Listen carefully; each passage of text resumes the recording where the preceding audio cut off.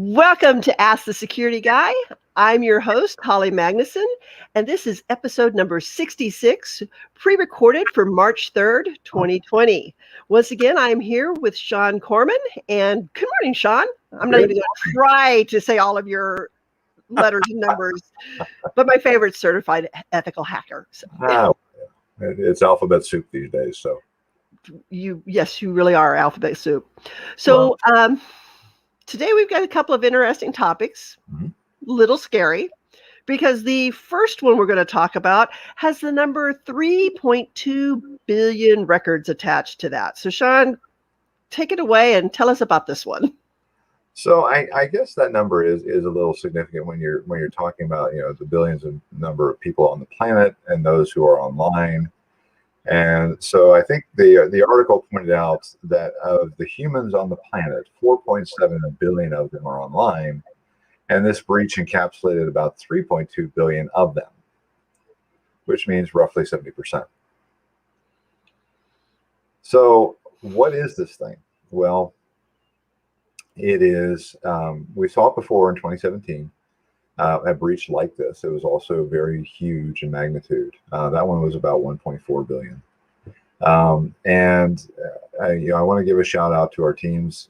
This article was shared with me by a few of our engineering team members, and I wanted to thank them for that, for bringing this to my attention, because it's a very significant event. It's called a compilation of breaches. And what that means is they've taken some old and some new breaches. They've lumped them all together into one large record pool. So some of the data can be several years old. Some of it can be current. It's from all kinds of different sources. So it's not just like one entity had a massive breach. This is hundreds of entities that had breaches, or thousands even. I haven't fully had time to dig through the data yet to really understand it more than what I've described so far. But the chaining of breaches and the chaining of these basically buckets of information is not new. But this particular one was, hit the presses on February 12th, last week. Or if you're viewing this in March, a couple weeks ago. And it has the potential to make mainstream media or social media or it's a big breach. And in a number of these articles that are going to come out, there will be a personal data leak checker link, or there's another one out there called Have I Been Pwned? And we'll put links to that in the show notes. So you can go and check your email addresses and your name and see, what breach you were a part of, if you were. So what does all this actually mean? I mean, it's scary. It makes a lot of ripple. It gets people's attention, but not as much as it used to, because let's face it, we've been hearing about breaches consistently for the last several years, and we tend to get fatigued. Oh, another breach. Oh, another breach. Well, what does this mean? Does it impact me? Do I care?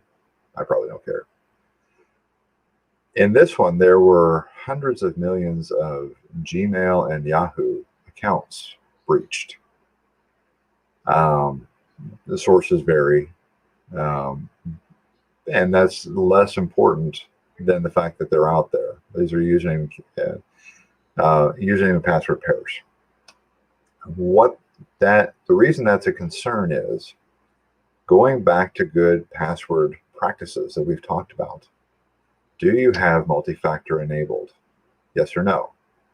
If you don't, why don't you? Because you absolutely should. Yahoo offers it. Gmail offers it. Hotmail offers it. I mean, all the major email providers offer 2FA, and even the smaller ones do now.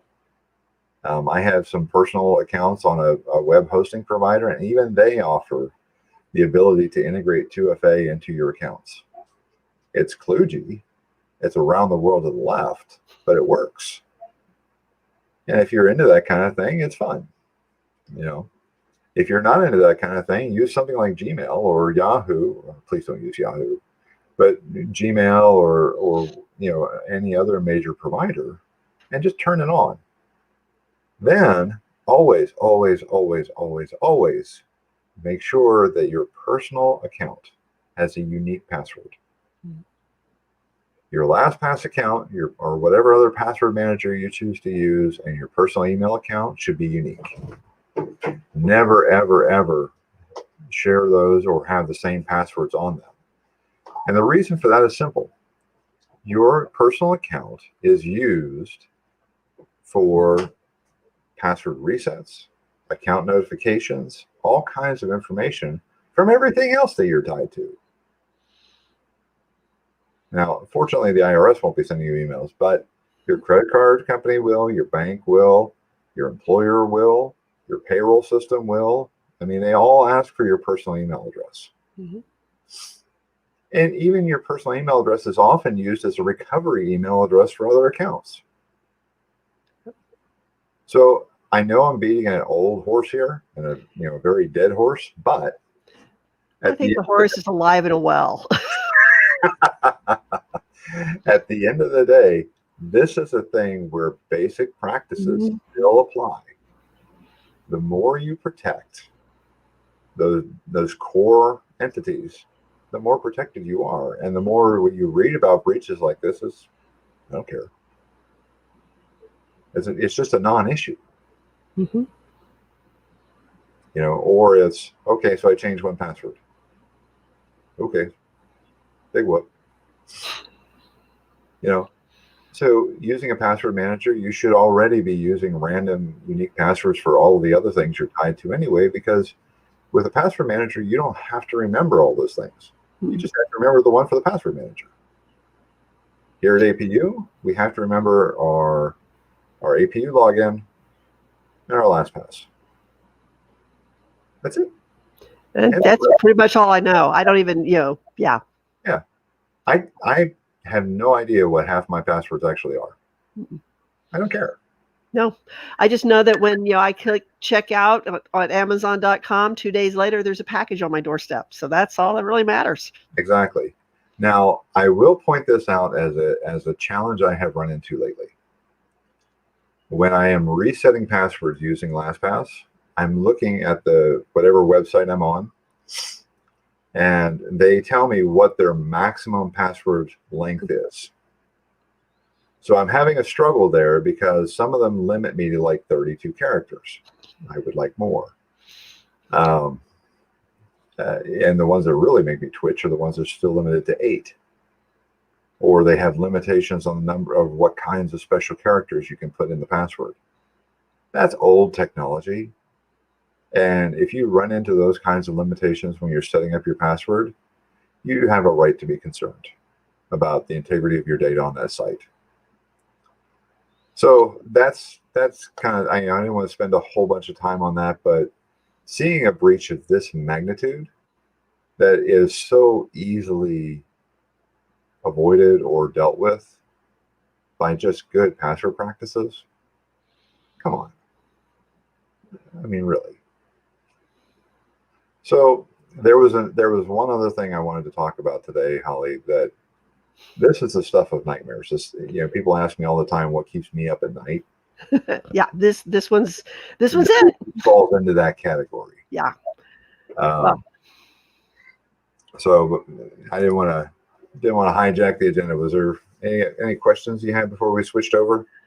No, I think you covered it in that reminder of just, good passwords, long passwords, the passphrase idea. I think we got it covered. And that too, that multi-factor authentication piece. Yeah. So the next one is one of them that, I think is the stuff that nightmares are made of for a security guy. And it kind of hits us a little bit here on how it all happened. So Sean, go ahead and tell us about this water plant. So the article came out February 10th. And the short version is a popular remote control software had its basic security controls,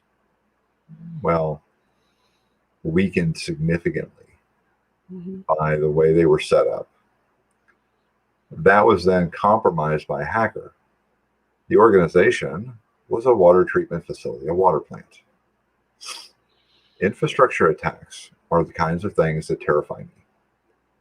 Yeah. Because they're easy to do and they have massive impacts, and those impacts tend to ripple. Think of the power grid, or gas mains, or oil refineries, or in this case, water treatment facilities. What happens if they get compromised? Well, all kinds of bad things can happen at scale. That can impact cities, counties, or even states, or worse. Yep.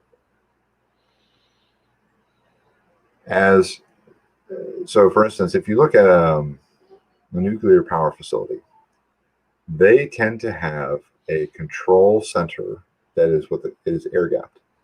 Now, what that means is the computers that control the inner workings of the plant have no internet connection, none, no form of it. They are cut off physically from any connectivity to the outside world.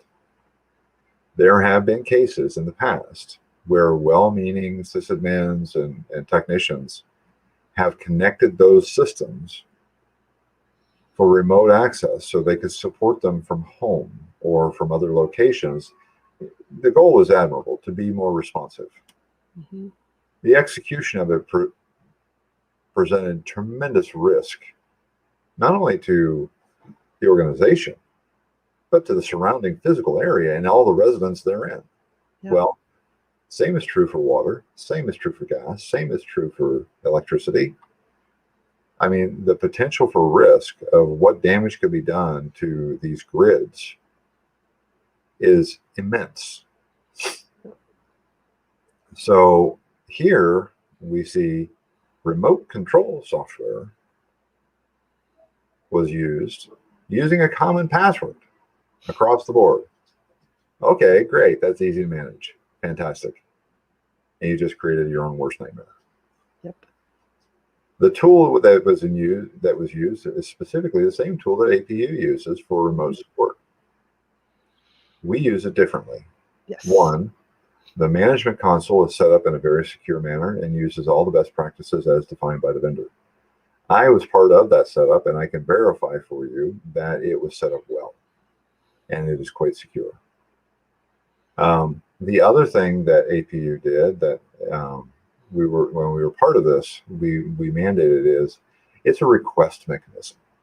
You go to remote.apu.edu or some other URL, and you download a tool, you run it, and then you give the person on the phone or on chat the necessary codes, and there's an automatic verification that happens. But you as the user have to initiate that, and you have absolute control over it. So that was by design. We did it that way on purpose to ensure the integrity of our support connections, but also the security of our users. Yep. So that they cannot be compromised by the misuse of a tool like this. So, I just want to put that out there right away, so our users are at ease. But what this particular breach highlights is how a tool with great security can be compromised by just nothing more than wanting to not deal with good practices. That was it. Yeah. They took away the security controls and made the tool vulnerable. So that's kind of the in a nutshell. But what's terrifying about this is, again, it's a water treatment facility. Think of how many thousands of people could be impacted by this. Yeah, like you said, it's the stuff that nightmares are made of. You're talking about people's health.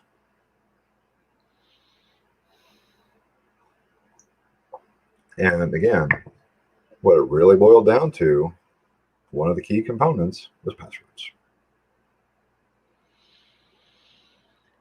So any good news on the security front? This has been kind of a downer episode, Sean. I don't know. Well, no, not really. Ransomware is still on the rise. And there's still no solution for that other than having good backups that aren't connected to your machine. No. There's really not a lot of good news to report on the security front these days. So with that, though, I will put this out here because we had another, the day before this episode was recorded, we had another incident with some new variations of the old favorite. Your account is going to be locked.